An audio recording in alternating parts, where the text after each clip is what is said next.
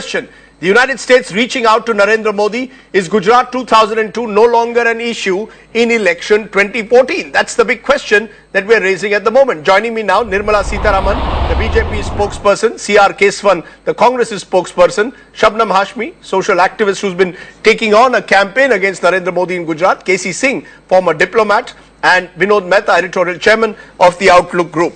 Nirmala Sitharaman, how do you react to this US decision? Is this finally a sense that you have got that with the United States deciding to reach out to Narendra Modi, his isolation in a sense from Washington is over? Is this a moment for you and your party to celebrate? See, Narendra Modi ji has been announced as the prime ministerial candidate of the BJP, which is the principal opposition party. Right. It is a customary practice that most diplomatic representatives of various countries, whoever are present in India, do meet up with the ruling party and the opposition party. And in this case, because now that he is announced as a prime ministerial candidate, maybe the US ambassador chose to call on him. You don't seem to be too enthused. You don't seem to be too enthused. You almost seem to see that this is routine. The fact is that for 9 years, it is routine. But the fact is that for more than a decade, the US has not had formal contact with Narendra Modi. They haven't given him a visa. Is this a moment, you believe, which marks the end of that isolation? We do not know with the what agenda or what intention the US ambassador is going to meet with the chief minister. Right. Certainly, we think as much as other ambassadors would do or high commissioners would do. Here is an ambassador who is coming to meet him, and that's where it lies. But since you seem to be very curious to know about issues which are related to the visa denial and 10 years isolation, as you call it, yes, I would want to start off straight away saying that it is disgraceful that the Indian External Affairs Minister, he may go into the technicalities of whether it is the lower court or a higher court or a Supreme Court. There isn't anything at all on Sri Narendra Modi, and above all, if it is the Indian courts which have spoken. And as a External Affairs Minister, even during the last 10 years, it is, yes, the prerogative of the nation which considers, with the country which wants to give the visa, whether they give it or not, and Indian External Affairs Minister cannot do anything to force them to give or to deny. But the statement of Sri Khurshid today, yes, almost gives an impression that he's been vicariously enjoying this denial almost as a congressman rather than working as an Indian External Affairs Minister. So you're saying Salman Khurshid is speaking as a congressman, not as the External Affairs Minister. As an External Affairs Minister, you're saying he should be pushing for Modi to have got the visa in the first place. I'm also saying, yes, somewhat what you said, I'm also saying, yes, as a congressman, even as a congressman, I think a few of them excel in speaking ill about our own country's leaders, yes, with media men who come from abroad, and probably even when they are abroad, to talk ill of your political opponents. Narendra Modi ji has gone to China or Japan, never lets down our leaders with whom he doesn't compromise questioning them when they are in this country. He doesn't speak ill of Dr. Manmohan Singh when he goes out. Whereas you had Mr. P. Chidambaram talking to the BBC's correspondents when probably he was in Davos, speaking ill of elected chief minister here. Okay. You may have 1,000 differences within India. You may have 1,000 differences within political parties within India. But there is a decorum. This is really taking it to the bottommost pit. And I'm sorry to say that yes, these are people holding cabinet positions. You know, those are very strong words coming from you. You're calling it disgraceful. You're calling it disgraceful what you're saying. Salman Khurshid saying that Modi can call it disgraceful. Yeah, the only difference of course being that Khurshid has said this in India, unlike other leaders who you say have said it to foreign correspondents abroad, and you're trying to make that distinction presumably. But Mr. Kesavan of the Congress, is your party being churlish? Is your party not coming to terms with the reality? The US decides to break the ice with Narendra Modi after a decade. Your ally, the NCP, says 2002 should be treated as a closed chapter. Is the Congress being isolated in its attempt to hold Modi accountable for 2002 and sounding churlish, to use the words of Nirmala, disgraceful that you are targeting an elected Chief Minister of India in the context of a foreign country?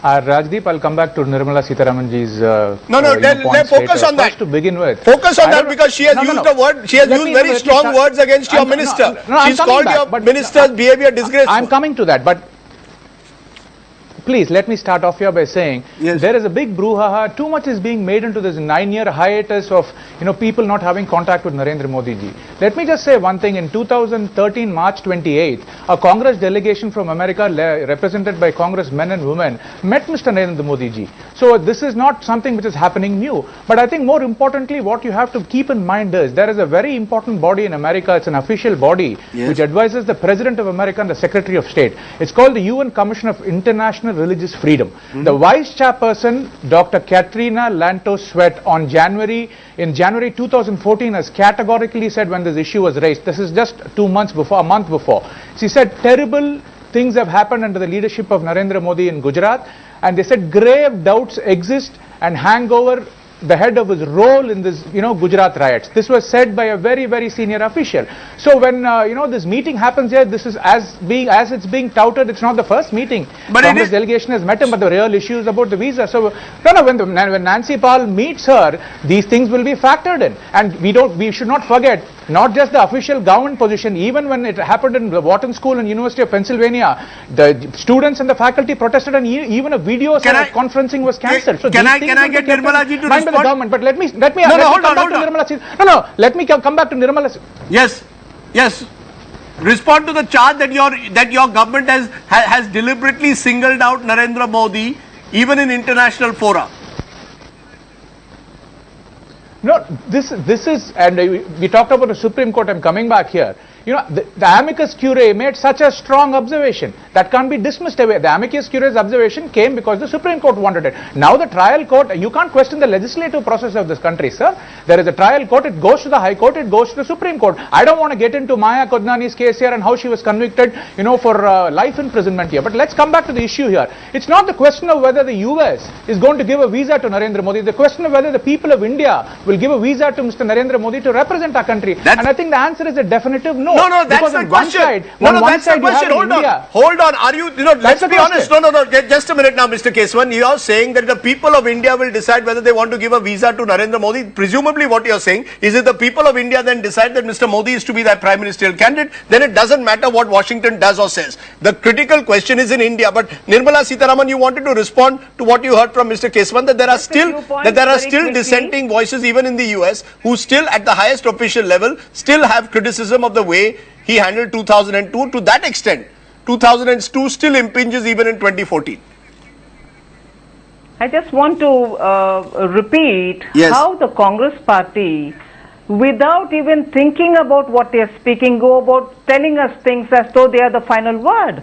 USCSIR, United States, religious freedom wala body, which he is referring to, doesn't speak about anything, and they are American funded organization. They are not a government body. Let him get his facts right. That is one thing. They may receive funds from the American government, but they are not a government body. One thing. Even if they were a government body, are they superior to our own courts? What is this?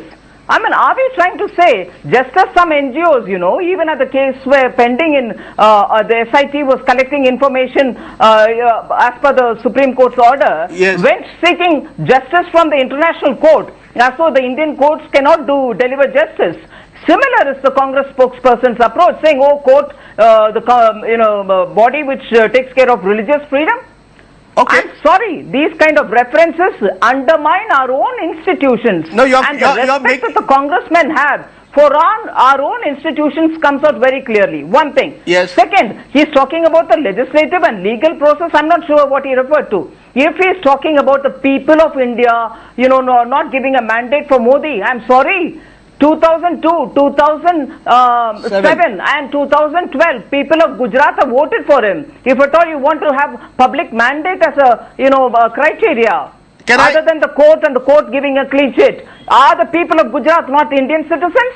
What is the Congress spokesperson talking about? I'm sorry, this is shameful. Okay, hold on. You know, before I again make this typical Congress BJP, let me widen it. Shabnam Hashmi, I want a quick response. Sustained campaign by you and other activists to ensure that Modi is denied a visa to the US. Now the EU has reached out to him, the United Kingdom has reached out to him, today the US seems to be reaching out to him.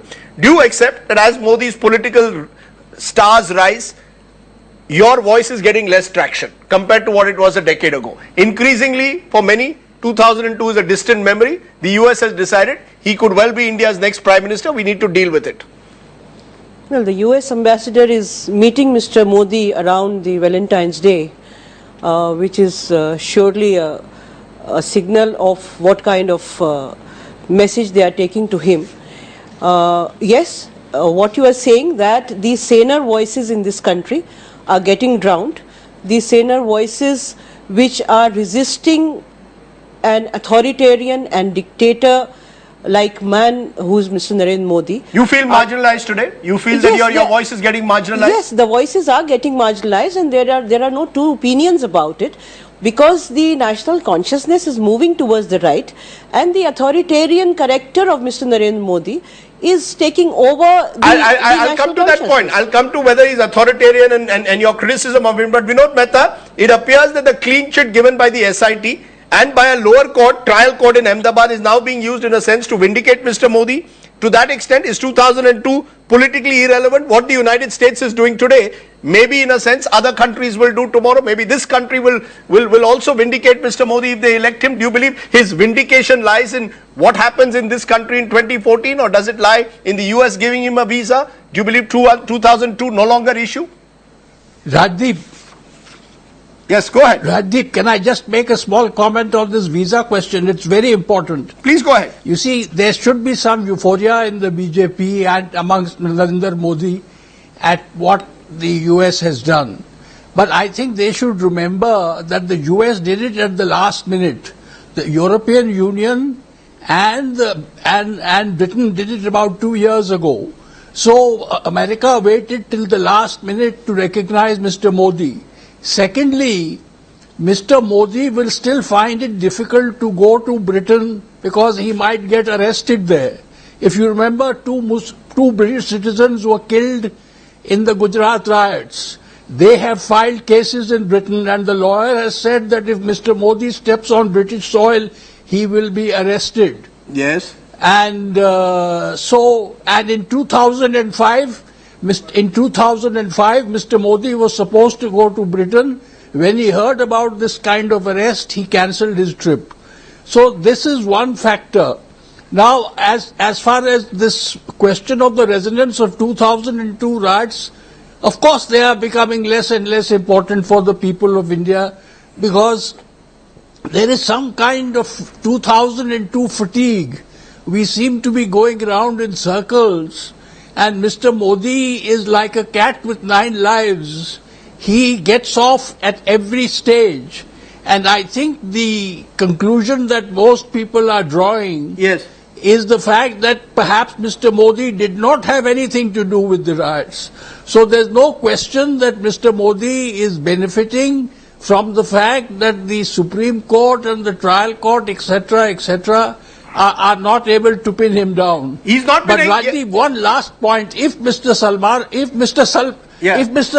Khurshid has said what Nirmala Sitharaman is saying, and if he has compared Gujarat with the Holocaust, I think this is completely over the top, and it's a very reckless comment. So he has made it. So you actually, I criticize it. Right. You know, before I come to KC Singh, let me just get the Congress on that. You know, this demonization of Modi, comparing it to Holocaust. Let's accept Gujarat 2002 happened. More than 1,000 people died. Narendra Modi as Chief Minister must take some responsibility, just as Rajiv Gandhi will have to take responsibility at one level for 1984, or a Sudhakar Naik and Sharad Pawar for 92-93 Mumbai.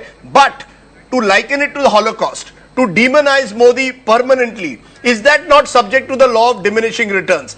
Is that not a politically strategic blunder that the Congress is committing? And to do that, as Nirmala Sitharaman says, it's stronger. It makes his position stronger. That's right. Make Modi's position stronger. He almost becomes a victim. Respond to that, Mr. Kesavan, that rather than challenging him politically by calling him names. Rajdeep, 3 points. Yes.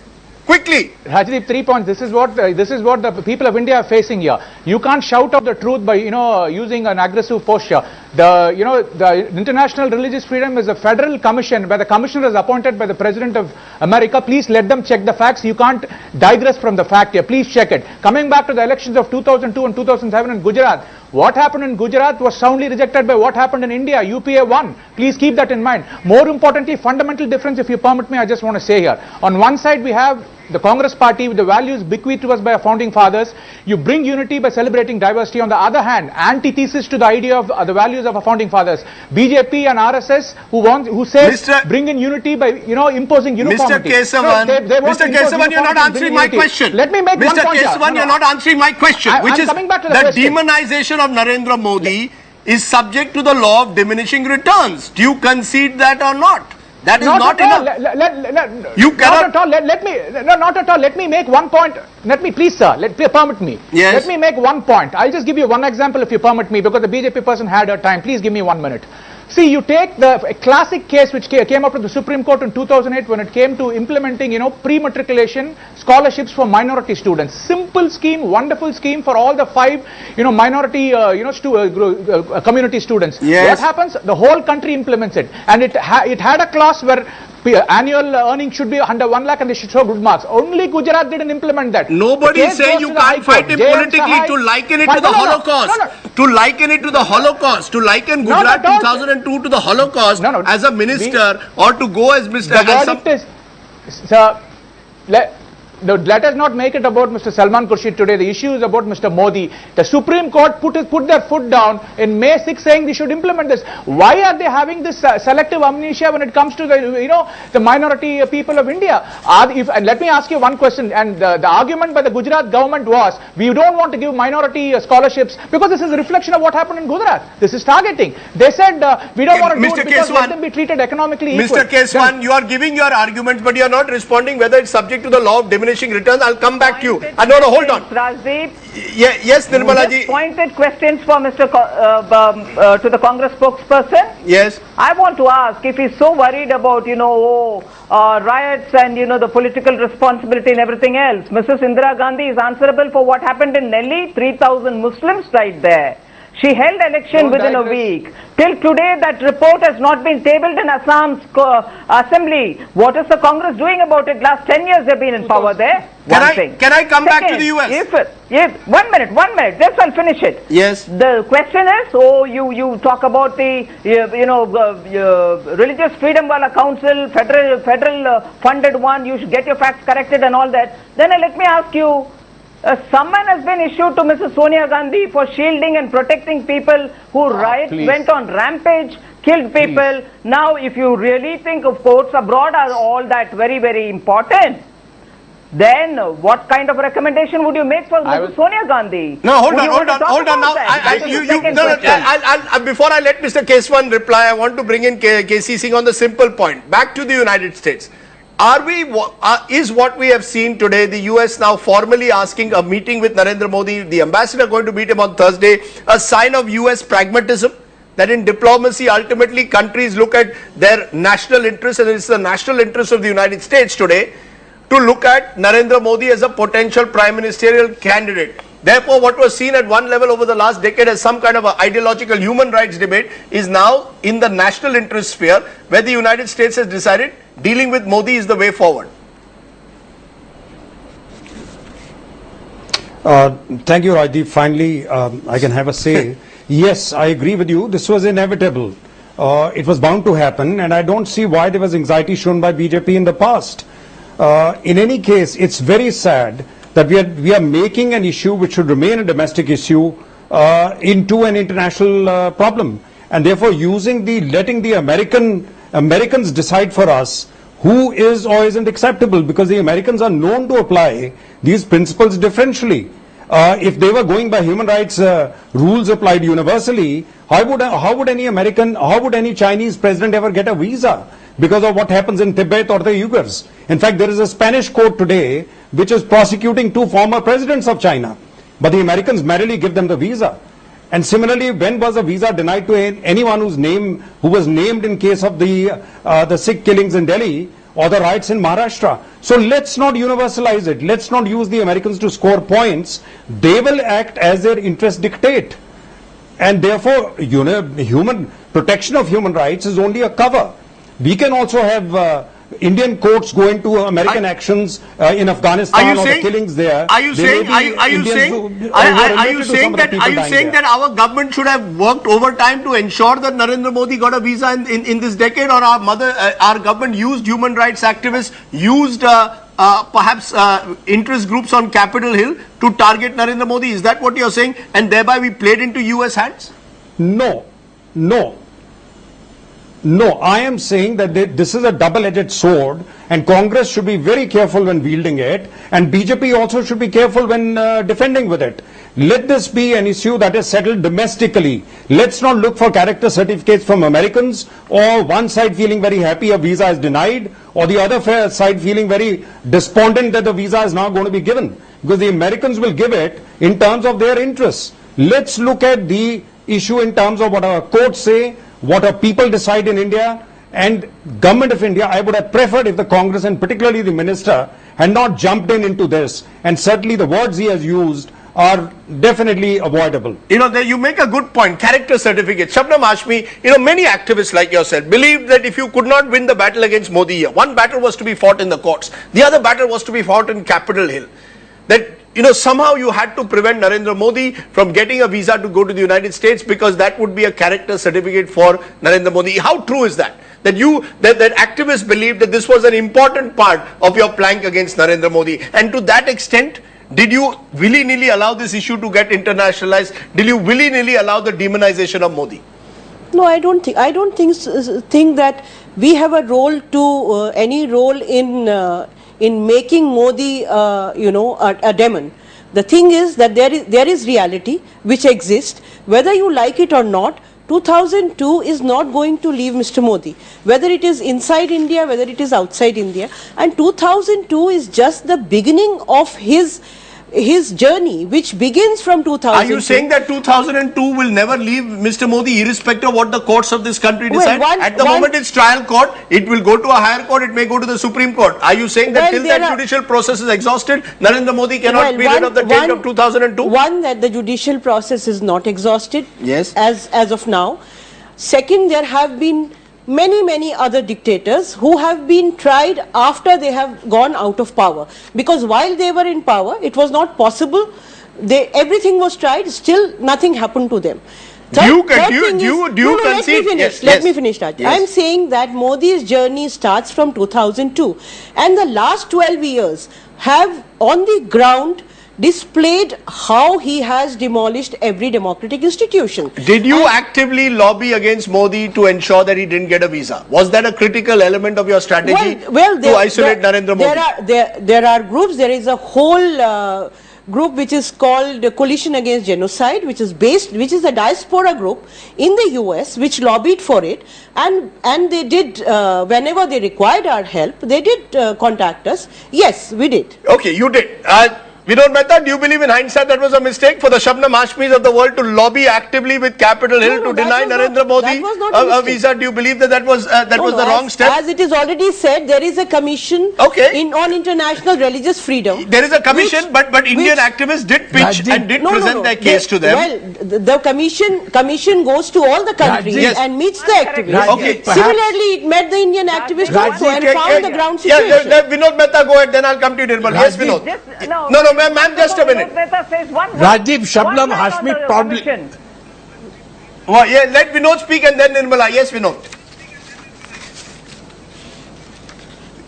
Rajiv, Shabnam probably forgot that the business of the United States is business. And I think you don't have to be a rocket scientist to see why they are doing what they are doing. He's likely to be the next Prime Minister of India. Come on. I mean, how can you have a situation where the next Prime Minister of India can't enter the United States? But coming back to the whole question of 2002, it's not just a question of Mr. Modi. It's also a question of how the Congress handled Mr. Modi and attacked Mr. Modi on the 2002 riots. And I think mostly they shot themselves in the foot. If you remember, in the last state elections, they did not even raise the issue because they were so scared. And I think the Congress is responsible for Mr. Modi get this perception that the Congress is out to get Mr. Modi and that Mr. Modi has actually no role in the 2002 riots. Right. So in many ways the Congress has come to the aid of Mr. Modi in the perception war. They've handled the attack on Mr. Modi very, very badly. Okay, let me though come back to you, Nirmala Sitharaman. You wanted to respond. This whole notion of a character certificate, activists believing that there are groups abroad which are, human rights is a serious issue in the United States. We've seen that even when Narendra Modi wanted to make a speech via video conference, there were activists in the United States who raised questions. Do you believe, as Shabnam Hashmi is saying, Nirmala Sitharaman, that 2002 in that sense will always shadow your prime ministerial candidate? Rajdeep, let's not forget Yes. that if you're really worried about and if you want to highlight the United States for its human rights, are you forgetting very recently how Cobra Gade was treated? Where was human rights at that time? And American drone operations are an issue in Pakistan and neighboring Afghanistan also. I take that, but weren't you all keen? The point that KC Singh made, why was the BJP so keen that Narendra Modi get a visa? Why was the Congress so desperate to prevent him from getting a visa? Both of you played into the hands of Washington. Absolutely not. Please listen to me and then conclude. Yes. Even when I started out giving you answer, you said, wow, what is this? Why are you not excited about it? I said it's a normal practice that ambassadors meet. So don't attribute to us what we have not displayed at all. One thing. Second is with Syria, the problem which is going on there, human rights violation. We are not talking about that in the context of the Americans. And I'm very grateful, in fact, I'm using the word grateful for Shabnam Hashmi for admitting so forthrightly that they did campaign in the name of religious freedom to a federal commission there, which is funded by the American authorities. But if I know, because twice when I've gone through the details of the report, I've also come to know that if there was one representative of that commission coming here for religious freedom, there were 10 of our local chosen groups who prepared the report for them. State governments have had objections for that. You're preparing, locals who are chosen are preparing reports about India's human rights and sending it to an American funded agency on whose human rights records none of these people will even have a word to say. This is India first for us, right? Okay. And therefore, Rajdeep, about this cottage industry which has been flourishing for 10 years with Congress funds, I think less said the better. You're making very strong comments today, but Mr. Kesavan, do you want to respond? Absolutely. You heard, I'm taking what Mr. KC Singh said, which is that the BJP was making the mistake of showing a certain amount of keenness that Mr. Modi get a US visa almost like a character certificate, and the Congress was desperate to deny him that. Respond to that we allowed the United States in a sense to become the arbiter of our own domestic human rights record. Which we have been not at all, Rajiv. I told you in the beginning. I told you in the beginning there was a Congress delegation. Yes. Let me answer, please. Yes, please answer. I very clearly told you this is about the 80 crore voters of India. Even by last year, you had a Congress delegation meet Mr. Modi. That's not the issue. Let me come back to two issues here. Harsh words were used. That's how they plummeted the level of public discourse. I won't do that. I will not do that. Let me complete. Yes. I didn't interrupt when you spoke, madam. Let me complete. Yes. Two things I'll tell you, sir. Rahul Gandhi made a statement yesterday expressing regret very graciously, as done, saying that the Chaiwala comment was not attributed to the Congress. People who sell tea are good people. People who drive taxis are good people. People who are farmers are good people. They work hard. Let me say this, it's not, we respect the people who sell tea, but the problem here with the BJP and RSS is they're not selling tea. They're selling the politics of division. They're selling the politics of parochialism. They're selling the politics of sectarianism. That is one issue. The second issue we'll fight on this is very clear. They talk about the Gujarat model. State Health Department in the 11 rupees, 17 rupees issue said 34 lakh families earn under 11 and 17 rupees. You're not again Mr. Kesavan. Mr. Kesavan, hold on. No, Mr. Kesavan, please answer my question. Do you believe the Congress made a mistake in trying to show an extra desperation almost to prevent Mr. Modi from getting a US visa?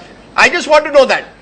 When did we, let me say one thing, sir, if you see the way the visa was rejected, I'll give you the exact words. Did the Congress make any effort to ensure that an elected Chief Minister of India got a US visa? Why should when we? Did the Congress make that effort? Yeah? We Congress, in fact, we made sure justice was meted out to Devayani Khobragade. Please let me speak, sir. I'm being interrupted. Yes, go ahead. No, I'm being interrupted, please. You saw the way we fought for Devayani Khobragade. You saw the way justice was meted out. That is what we stand for. We are hardly concerned about what Modi does with America and what America thinks about Modi. America is not going to decide the elections here. The people of India are going to decide. Okay. We are not, we have no problem. We never have a...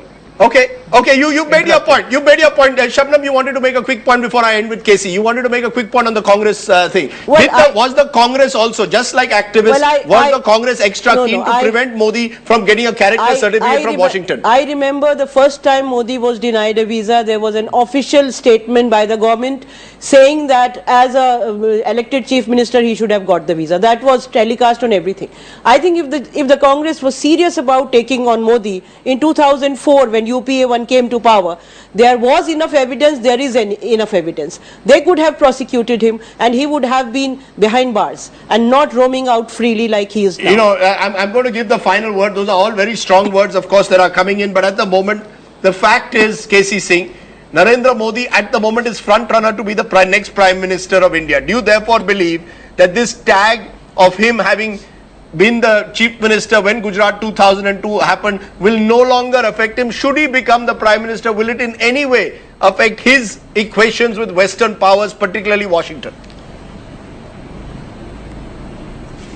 No, I think the signals have they've been sending for many months. That's why the British High Commissioner had met him.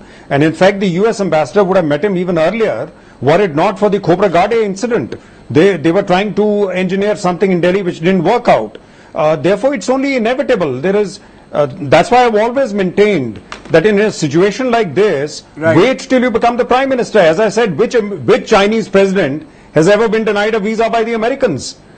Okay. So these are, Americans use it selectively. It's a stick they use to beat the other people with. Okay. And we shouldn't fall victim to this. Okay, my friend Vinod Mehta as always wants the final word. Quickly, Vinod, 30 seconds. But everyone is assuming. Yeah, just a minute. I'm not assuming that Modi is becoming the Prime Minister. Shabnam Ashmi. I am not assuming that. I have never said that. I said he's the front runner. Go ahead, Vinod Mehta. The stain of 2002 will never leave Mr. Narendra Modi. But surely we have to concede that it is becoming less and less prominent. It is becoming less and less striking. Okay. And the Congress is responsible for making Mr. Modi appear less guilty than he was. Okay. On that note, let's leave it at that. That's the note which has been struck by Vinod Mehta. I'm going to leave it at that. I appreciate all my panelists joining us on our talking point tonight. Let's raise our editor's take tonight. The denial of a US visa has perhaps rankled with Narendra Modi and his supporters, although they may not admit as much in public. With the Gujarat Chief Minister now the front runner to be the next Prime Minister, Washington perhaps has no choice but to warm up to Modi. Poll surveys have consistently shown that the 2002 riots matter less and less to the Indian voter. Yes, his handling of the communal violence will always shadow his claim that he is the right man to lead India, but demonizing Modi through the prism of the past may be subject now to diminishing returns, as Washington seems to have realized. Capitol Hill is within reach of the BJP's PM candidate. The bigger prize, though, remains the national capital.